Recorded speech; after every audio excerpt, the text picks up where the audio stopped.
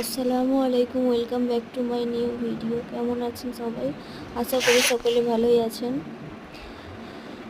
তো একটু খেলাধুলা করছিলাম বাবুকে নিয়ে। তো যতক্ষণ বিপদ না আসে ততক্ষণ বোঝা যায় না কে আপন কে পর। আর যখন বিপদ আসে তখন আপন মানুষের থেকে পর মানুষই কাছের হয়। আর যখন সুখের দিন আসে তখন আমরা আপন মানুষকে খুঁজি, আপন মানুষরাও আমাদেরকেই খোঁজে। কিন্তু বিপদের সময় আপন মানুষ কেউ কাছে থাকে না, এটাই বাস্তব। যতক্ষণ বিপদ না হচ্ছে না ততক্ষণ মানুষ চেনা যায় না। আর আমার থেকে ভালো কেউ মানুষ চেনে না। যে ঠকে সেই চেনে মানুষকে, যে ঠকে দেওয়ালে পিঠ থাকে সেই বোঝে।